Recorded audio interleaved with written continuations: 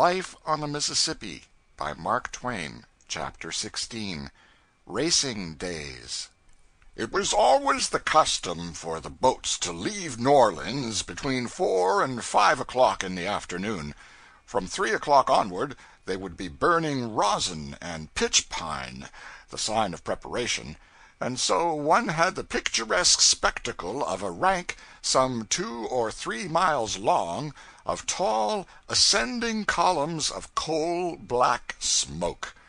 A colonnade which supported a sable roof of the same smoke blended together and spreading abroad over the city.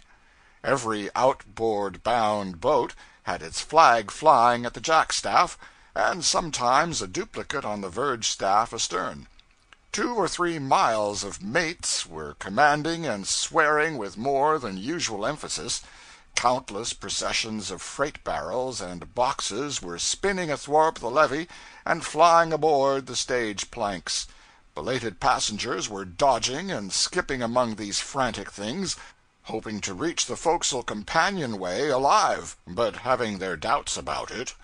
Women with reticules and bandboxes were trying to keep up with husbands freighted with carpet sacks and crying babies, and making a failure of it by losing their heads in the whirl and roar and general distraction. Drays and baggage vans were clattering hither and thither in a wild hurry, every now and then getting blocked and jammed together, and then during 10 seconds one could not see them for the profanity, except vaguely and dimly. Every windlass connected with every forehatch, from one end of that long array of steamboats to the other, was keeping up a deafening whiz and whir, lowering freight into the hold, and the half-naked crews of perspiring negroes that worked them were roaring such songs as "De last sack, de last sack," inspired to unimaginable exultation by the chaos of turmoil and racket that was driving everybody else mad. By this time the hurricane and boiler decks of the steamers would be packed and black with passengers. The last bells would begin to clang, all down the line, and then the powwow seemed to double. In a moment or two the final warning came, a simultaneous din of Chinese gongs with the cry, "All that ain't going, please to get ashore!" And behold, the powwow quadrupled. People came swarming ashore, overturning excited stragglers that were trying to swarm aboard. One more moment later a long array of stage planks was being hauled in, each with its customary latest passenger clinging to the end of it with teeth, nails, and everything else, and the customary latest procrastinator making a wild spring shoreward over his head.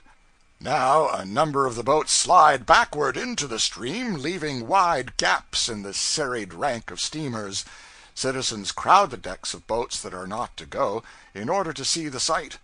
Steamer after steamer straightens herself up, gathers all her strength, and presently comes swinging by under a tremendous head of steam, with flag flying, black smoke rolling, and her entire crew of firemen and deckhands, usually swarthy negroes, massed together on the forecastle. The best voice in the lot towering from the midst, being mounted on the capstan, waving his hat or a flag, and all roaring a mighty chorus, while the parting cannons boom, and the multitudinous spectators swing their hats and huzza! Steamer after steamer falls into line, and the stately procession goes winging its flight up the river. In the old times, whenever 2 fast boats started out on a race, with a big crowd of people looking on, it was inspiring to hear the crews sing, especially if the time were nightfall and the forecastle lit up with the red glare of the torch baskets. Racing was royal fun. The public always had an idea that racing was dangerous, whereas the opposite was the case, that is, after the laws were passed which restricted each boat to just so many pounds of steam to the square inch. No engineer was ever sleepy or careless when his heart was in a race. He was constantly on the alert, trying gauge cocks and watching things. The dangerous place was on slow, plodding boats, where the engineers drowsed around and allowed chips to get into the 'doctor' and shut off the water supply from the boilers. In the flush times of steamboating, a race between two notoriously fleet steamers was an event of vast importance. The date was set for it several weeks in advance, and from that time forward the whole Mississippi Valley was in a state of consuming excitement. Politics and the weather were dropped, and people talked only of the coming race. As the time approached, the two steamers stripped and got ready. Every encumbrance that added weight or exposed a resisting surface to wind or water was removed, if the boat could possibly do without it. The spars, and sometimes even their supporting derricks, were sent ashore, and no means left to set the boat afloat in case she got aground. When the Eclipse and the A.L. Shotwell ran their great race many years ago, it was said that pains were taken to scrape the gilding off the fanciful device which hung between the Eclipse's chimneys, and that for that one trip the captain left off his kid gloves and had his head shaved. But I always doubted these things. If the boat was known to make her best speed when drawing 5½ feet forward and 5 feet aft, she was carefully loaded to that exact figure. She wouldn't enter a dose of homeopathic pills on her manifest after that. Hardly any passengers were taken, because they not only add weight, but they never will trim boat. They always run to the side when there is anything to see, whereas a conscientious and experienced steamboatman would stick to the center of the boat and part his hair in the middle with a spirit level. No way freights and no way passengers were allowed, for the racers would stop only at the largest towns, and then it would be only touch and go. Coal flats and wood flats were contracted for beforehand, and these were kept ready to hitch on to the flying steamers at a moment's warning. Double crews were carried, so that all work could be quickly done. The chosen date being come, and all things in readiness, the two great steamers back into the stream, there jockeying a moment, and apparently watching each other's slightest movement, like sentient creatures. Flags drooping, the pent steam shrieking through safety valves, the black smoke rolling and tumbling from the chimneys and darkening all the air. People everywhere. The shores, the housetops, the steamboats, the ships, are packed with them, and you know that the borders of the broad Mississippi are going to be fringed with humanity thence northward 1,200 miles to welcome these racers. Presently, tall columns of steam burst forth from the scape pipes of both steamers, 2 guns boom a good-bye, 2 red-shirted heroes, mounted on capstans, wave their small flags above the massed crews on the forecastles, 2 plaintive solos linger on the air a few waiting seconds, 2 mighty choruses burst forth, and here they come. Brass bands bray Hail Columbia, huzzah after huzzah thunders from the shores, and the stately creatures go whistling by like the wind. Those boats will never halt a moment between New Orleans and St. Louis, except for a second or two at large towns, or to hitch 30-cord wood boats alongside. You should be on board when they take a couple of those wood boats in tow and turn a swarm of men into each.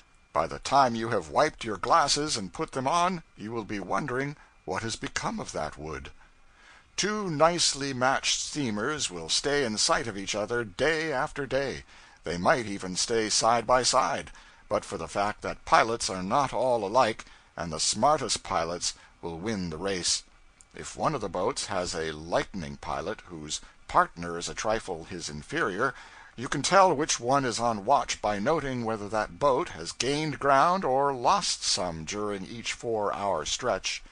The shrewdest pilot can delay a boat if he has not a fine genius for steering. Steering is a very high art. One must not keep a rudder dragging across a boat's stern if he wants to get up the river fast. There is a great difference in boats, of course. For a long time I was on a boat that was so slow we used to forget what year it was we left port in. But of course this was at rare intervals. Ferry boats used to lose valuable trips because their passengers grew old and died waiting for us to get by. This was at still rarer intervals. I had the documents for these occurrences, but through carelessness they have been mislaid. This boat, the John J. Roe, was so slow that when she finally sunk in Madrid Bend, it was 5 years before the owners heard of it. That was always a confusing fact to me, but it is according to the record, anyway. She was dismally slow. Still, we often had pretty exciting times racing with islands and rafts and such things. One trip, however, we did rather well. We went to St. Louis in 16 days. But even at this rattling gait, I think we changed watches 3 times in Fort Adams Reach, which is 5 miles long. A reach is a piece of straight river, and of course the current drives through such a place in a pretty lively way. That trip we went to Grand Gulf from New Orleans in 4 days, 340 miles. The Eclipse and Shotwell did it in 1. We were 9 days out in the Chute of 63, 700 miles. The Eclipse and Shotwell went there in 2 days. Something over a generation ago, a boat called the J.M. White went from New Orleans to Cairo in 3 days, 6 hours, and 44 minutes. In 1853, the Eclipse made the same trip in 3 days, 3 hours, and 20 minutes. Footnote: time disputed. Some authorities add 1 hour and 16 minutes to this. In 1870, the R.E. Lee did it in 3 days and 1 hour. This last is called the fastest trip on record. I will try to show that it was not. For this reason: the distance between New Orleans and Cairo, when the J.M. White ran it, was about 1,106 miles. Consequently, her average speed was a trifle over 14 miles per hour. In the Eclipse's day, the distance between the two ports had become reduced to 1,080 miles. Consequently, her average speed was a shade under 14 3/8 miles per hour.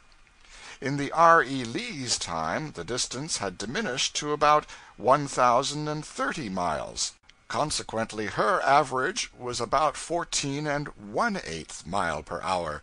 Therefore, the Eclipse's was conspicuously the fastest time that has ever been made. End of chapter 16.